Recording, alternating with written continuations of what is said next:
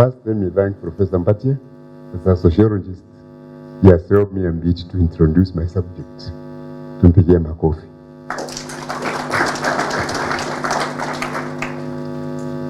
All of us in this world, irrespective of our age, irrespective of our race, irrespective of our gender, irrespective of our socio-economic or professional backgrounds, irrespective of all these titles and descriptions that we give ourselves, there is one thing that we seek. We all seek to be happier in our lives. It does not matter whether you are the Vice Chancellor, whether you are a lecturer, a student, a cook, a gardener, or anything. We all need more happiness, in our lives. And that's why we are here today. We are all pursuing happiness. There was a famous English philosopher, and even Hume, who said that the great end of all human industry, of all the activities we do, is attainment of happiness. You might have a surgeon struggling in the theater. Okay, you save a life.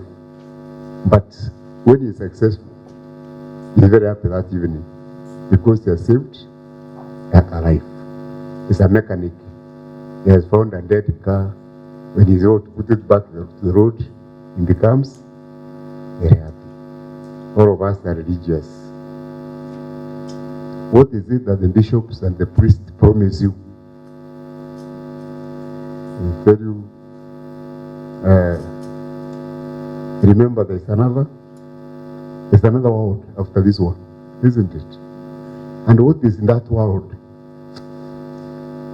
Yeah, heaven is marketed as a permanent destination of happiness. That's why we are struggling to go to heaven. If you are told there's no happiness in that heaven, very few of us wouldn't even be Christians who want to go there. So, happiness is actually the end of all ends. It is the end of all the things that we seek in this world. They're looking for money. Money for what? Isn't it? Yeah, you want a PhD for what? Yeah. You want people to recognize you. You want prestige. So for what? Yeah, you want to increase satisfaction and happiness in your life. So this is the principal message that I want to pass. The centrality of happiness in our lives. So then the question is, this happiness we are all pursuing, what is it? Do we really understand it? 2, how can we increase the levels of happiness in our lives? These are the fundamental questions that we try to answer at the Happiness Studies Academy and also at the Happiness Resource Center, which we are establishing in Nairobi. The Happiness Studies Academy has its headquarters in New York and was founded by Dr. Tab Ben Sahal, who is a famous professor of psychology at Harvard University. And the idea was to educate leaders who are dedicated to personal and community flourishing, and among graduates of that academy. The happiness studies is a relatively new field of study within the broader branch of positive psychology. Traditional psychology historically focused on understanding and treating negative human emotions, anxiety, distress, mental illness, and other psychological disorders. The focus was what was going wrong Now, happiness studies focuses on brighter side of life. We don't ask, okay, we know things can go wrong, but we also ask what has gone right and how can we make it better. So what's the difference between the traditional psychology and the positive psychology, for which happiness studies is part of? We try to understand and cultivate positive emotions and the factors that contribute to pleasure, well-being, happiness, and human flourishing. As you know, in life, there's always a dichotomy. There is always good and bad. There is always day and night. There is always low and high. There is always sadness and joy. So our lives are caught up in this dichotomy. But usually there's a tendency to focus more on the dark side. At Multimedia University, I believe we are heavy in journalism. And journalists, if a dog bites a man, you know, that is not the news. But if a man bites a dog, that becomes a news. Right now, what is selling in journalism, murder, when it happens, that is headlines, isn't it? Bad things like rape, also it headlines. Even in international media, now it's the war in Ukraine, Gaza, you know, all these negative human experiences are the ones which are given prominence in our lives. Even in your own life, maybe you passed many exams. You passed, you know, at primary school. You passed your levels. You passed many exams, but you fail one. The one you fail here at the university is what is remembered. The ones you passed are not. Yeah. Even if you're sitting in many subjects and you passed maybe 6 and you failed one paper, the focus becomes the one paper which you failed. The ones you succeeded don't count. So what we are saying is that maybe time has come for us to use the word and. The yes and no. Because they are part of us. The bad and the good are what make us. So happiness studies focuses on getting us to gain a better understanding of happiness so that we can live happier lives ourselves and also try to make other people happy. That's why I've come here today. I've gone through the studies and I've found a framework of making myself happier, and I want to spread this one to others. I also want you to be happy in whatever you are doing.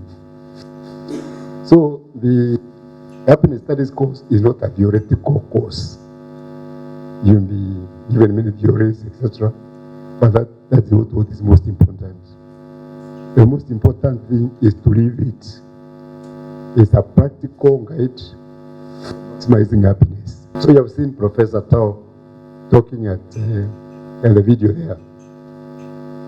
So happiness is a complex concept. It cannot be easily or adequately defined because it means different to different people. However, we can define it broadly as a psychological state. It's a state of mind which is associated with positive emotions such as joy, pleasure, overall satisfaction, and contentment with life. There's some sense of meaning, purpose, and fulfillment. I think as Professor Mbati was saying, it must build that popular concept which the Kikuyus will say Maisha no Maya, It is beyond that. So happiness are not those brief, fleeting moments of fun, thrill, and ecstasy, like what you get when you take a bottle of beer. We call that the new shoe effect. When you buy new shoes, wear them the first day, you feel as if you're walking on top of the world. 2 months later, you not remember whether you are wearing new shoes. That excitement fades away, isn't it? Same, when you go for honeymoon, you send selfies, everything's feeling so good in Madagascar, you don't know where you are. Come back. And then you start scrubbing the house. Children crying at night.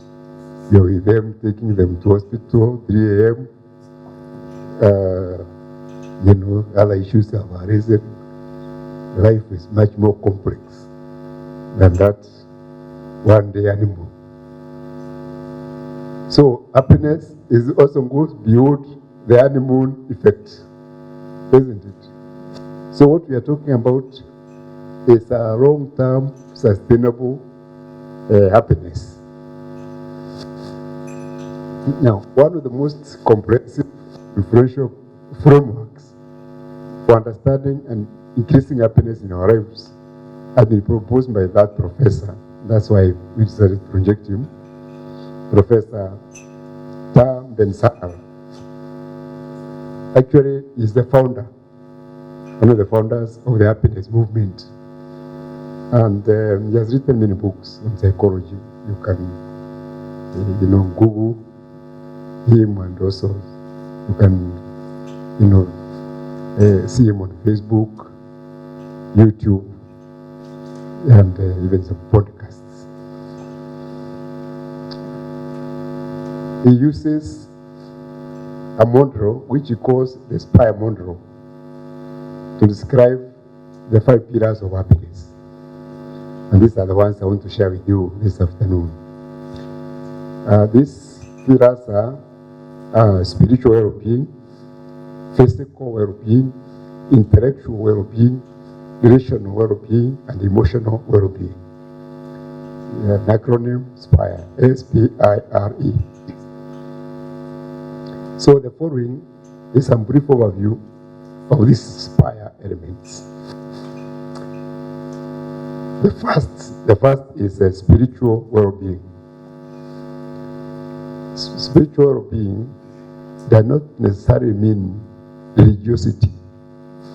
Spiritual well-being refers to being mindful and focused, having a sense of meaning and purpose in your life. It gives us a connection to something larger than ourselves, some higher power, a cause, or a community. It aligns our lives with our values and passions, and it gives us goals and missions in life. So as I said, to be spiritual is not necessarily to be religious. You can be religious, but not necessarily so. It just means to have focus and passion and commitment for something which gives you meaning and fulfillment in your life. For instance, we could say Wangari Maathai was spiritual about the environment, because this is where her passion was. You can also be spiritual about God. That is also okay. But that's something which fires you, something which you feel so passionate about, is what we say, is this religious or spiritual? They say spirituality, proper focus, can convert an ordinary experience into an extraordinary experience. Maybe you could be a biologist who studies some insect, and you're so committed to it. So you become religious about that because you are passionate about that. So they say for you to be happy in life, seek something to be spiritual about. They seek something which you are so passionate, which you always wake up every day to do. And that will give you some meaning, some fulfillment when it happens. 2, there is the physical well-being. The physical well-being is the main foundation of happiness because it is about you. It is about taking care of your body and your health. You cannot be happy if you are dead. You have to be alive. So you have to eat well, you take care of yourself, and you can enhance physical well-being by taking regular exercises. By regular exercises, I don't mean just going to a gym or playing football or whatever. There is informal exercise. The peasant who is digging in his farm every day is doing exercise. It is informal exercise. And that's why people in the rural areas sometimes enjoy even better physical health than some of us who are sitting in offices every day. Because although they are not consciously doing any exercise, as a matter of fact, they are engaged in exercise. Then you have to eat well. I know like when Kenyans we get some money, we have to eat meat every day. That's not eating well. Eating well is eating closer to nature. The people who live longest around the world are not even people in big towns. They are people in small villages, some in Costa Rica, Japan, and whatever. And when you study them, there are people who eat close to nature. Their food is natural food. You can see there's craze for natural food now, even in Western capitals. So try as much as possible to eat closer to nature. Then, of course, you have to drink enough. You have to sleep well. I know students sometimes you translate when reading for exams. Professors marking papers also. Yeah, you don't sleep well.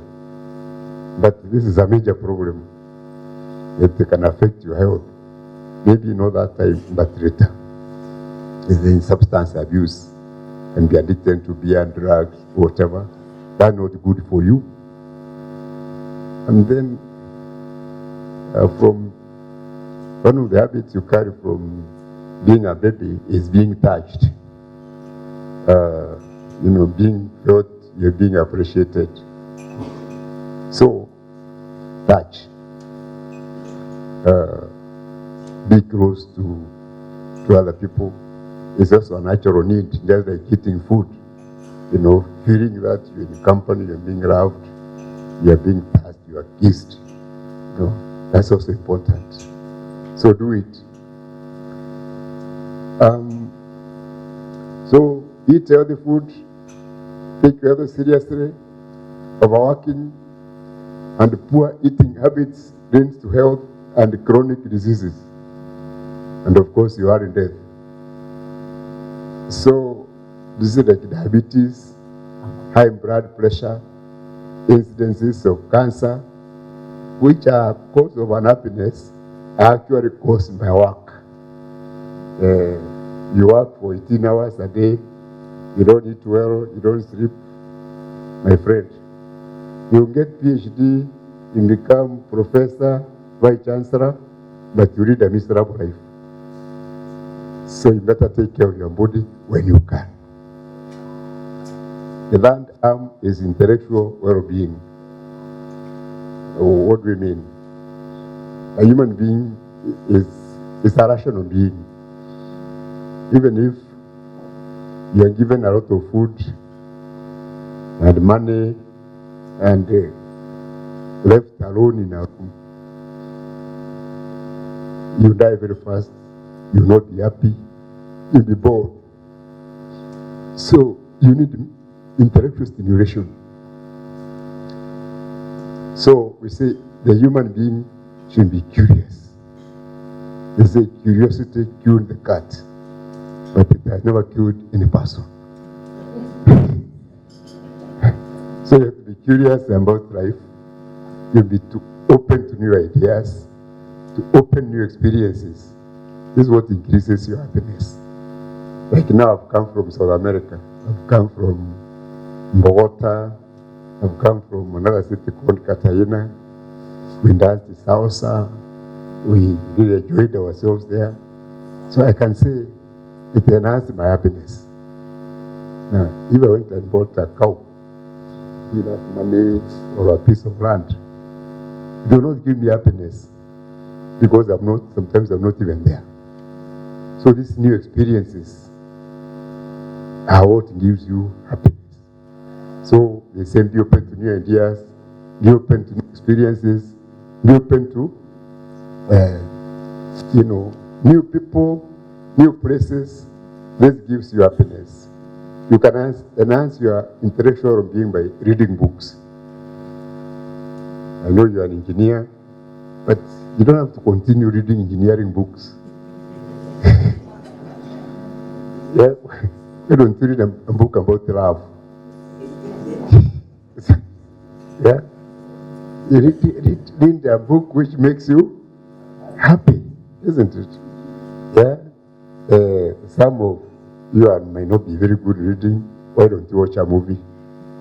Yeah, watch a podcast, a documentary. Listen to stories. Go out there, have a chat with the people. Will give you new ideas, isn't it? Even things like traveling, listening to music. These days you are lucky. With a smartphone, you can be entertained from morning until evening, isn't it? You have entertainment around you. So why go around feeling sorrowful?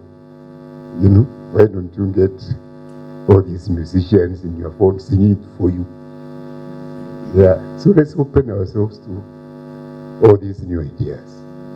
So the idea is to be keen, but also to be selective and moderate.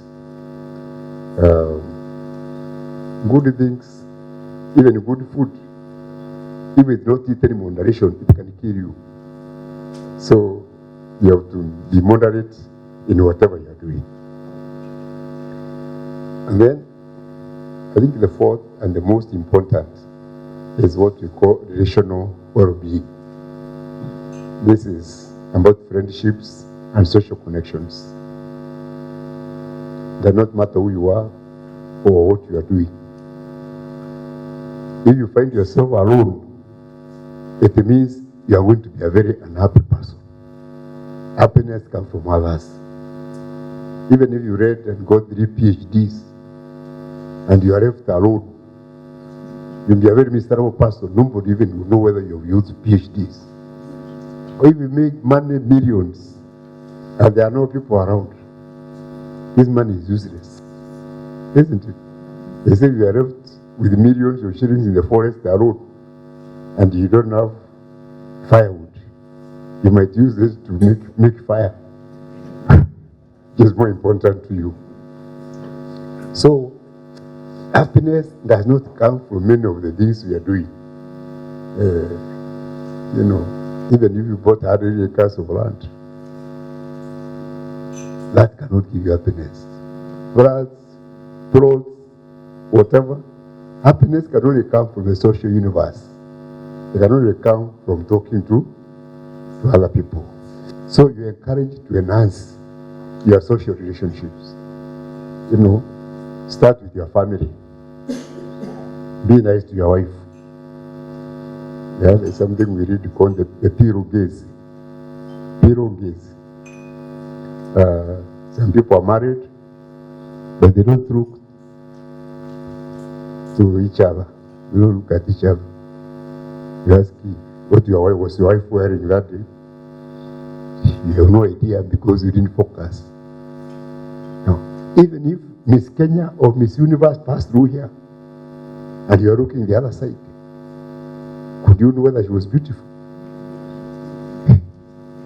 Yeah, so Pay attention.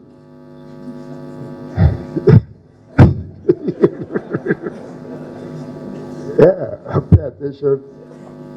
Yeah, take time together, your wife, your children, your relatives, your friends, even colleagues, professional colleagues here. Yeah? Don't think you are so big that you don't greet the watchman. My friend, if the guy did not open the gate for you, can you get here? Yes.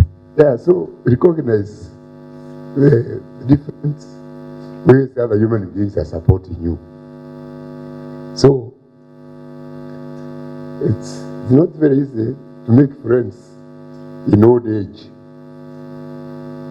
So the people you meet in school, try to maintain them. They are going to be very important in your life. When you die, it is the villagers who are going to bury you. People from your village. We shall be with you in North St. Cathedral and other places. Pari mtaenda Kisii, kwa kwingine ni nyinyi. Will not be there. So don't lose your contacts, with your villagers. At least you need those friends. So use every opportunity that you have to be nice to others, create friendships and all that. Because you need friends. First, when you are successful, you need friends to come and celebrate. People to brag to. How you have succeeded. Alone. You are graduating and you are all alone. My friend, you cannot be interested, isn't it? Yeah? But you also need friends when things go south. Yeah? You need friends to help you carry the painful burdens of life. Yeah, those moments of suffering and all that, you still need a friend. Things can go bad. You might get a good job and lose it, isn't it? You need friends to support you in those two gaps. Then you pay your rent, isn't it? Are you going to borrow from people you don't know? Are you going to borrow from people you don't speak to? So these social connections are really what makes life meaningful. So you are told to enhance your social relationships and try to create, good relationship wherever you go. And even in a place like this, at a university or in an industry where you're going to work, make people happy. Even if you're a boss, when your staff are happy, your workers are happy, they will go the extra mile for you because they don't want to hurt a friend, isn't it? Yeah, so happiness becomes very, very important from the social relationships that we create. And finally, there's the emotional well-being.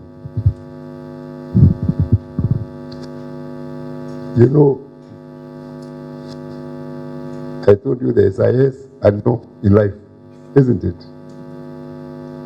So, there is no life which will not have grief and sorrow. Even if you are happy, you are going to die one day. The happiness does not guarantee you, make you immune to grief and sorrow. You are going to die one day, my friend. Or even if you don't die yourself, when you think, then somebody close to you will die, isn't it? And one village priest told us, he can tell us when we are going to die. He said, if you don't die on Monday, you are going to die on Tuesday. You don't die on Tuesday, you die on Wednesday. You don't die on Wednesday or Thursday. You don't die on Thursday, you die on Friday. You don't die on Friday or Saturday, and maybe on Sunday. You don't die beyond outside these days.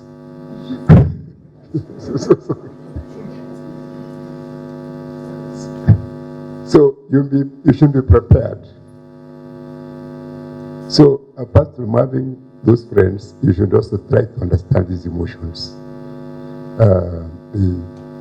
The emotions of sorrow, pain, and suffering.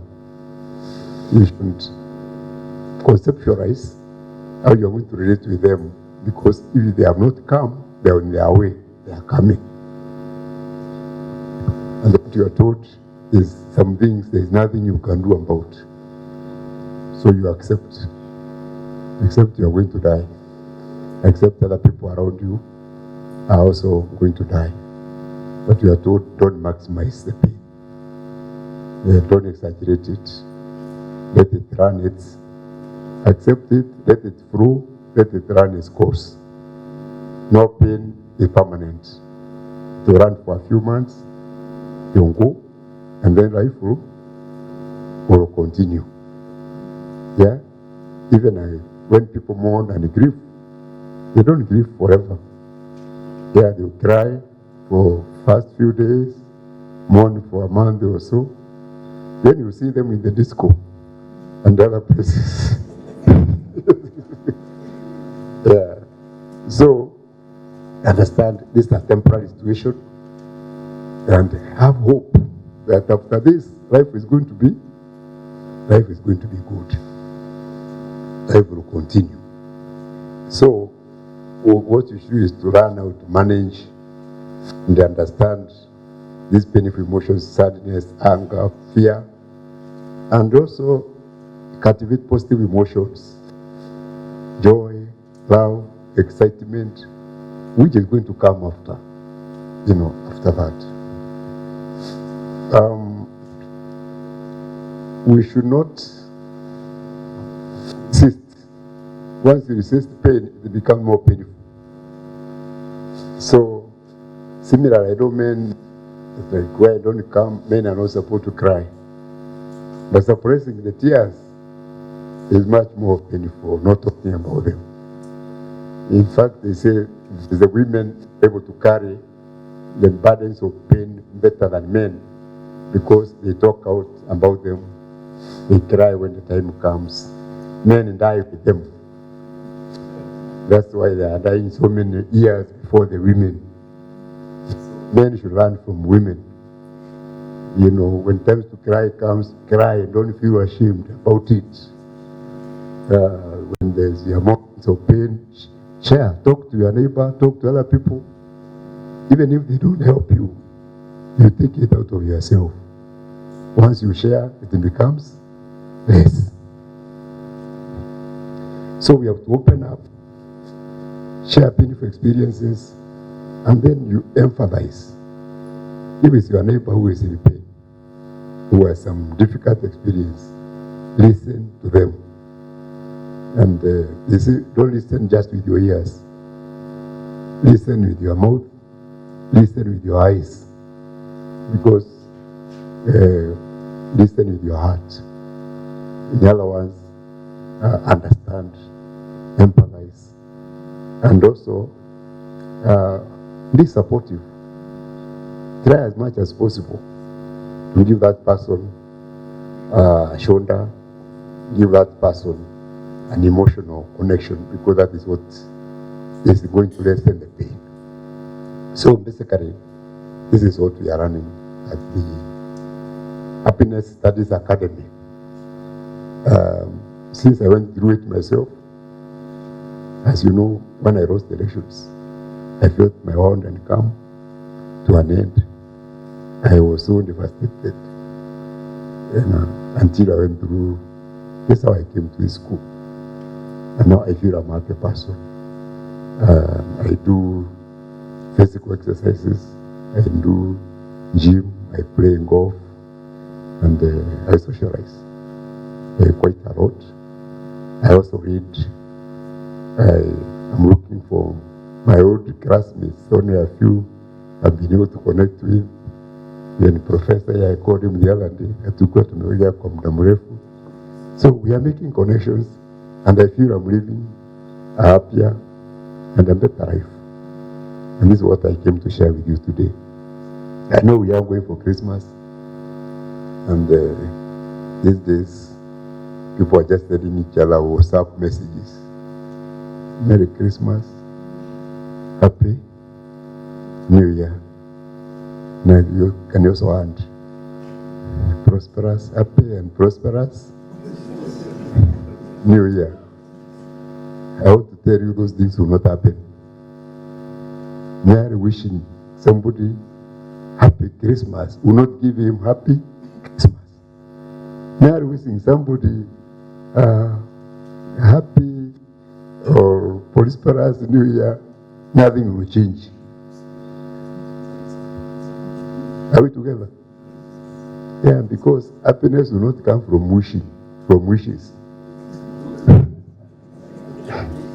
You know, happiness comes from doing something. Are we together? So happiness is something retrospective. It's a feeling of satisfaction after you've done something. Yes. So the SPIRE framework gives you a theory of a range of things, a number of things that you can do to maximize happiness in your life. So Kiraitu Murungi will not give you happiness. Nobody will give you happiness. It is only you and yourself who will give yourself happiness. So what we have given you is a menu, a number of things that we can do. So my friends, it is up to you to love yourselves and do things which will make yourselves happy. Thank you so much. God bless you.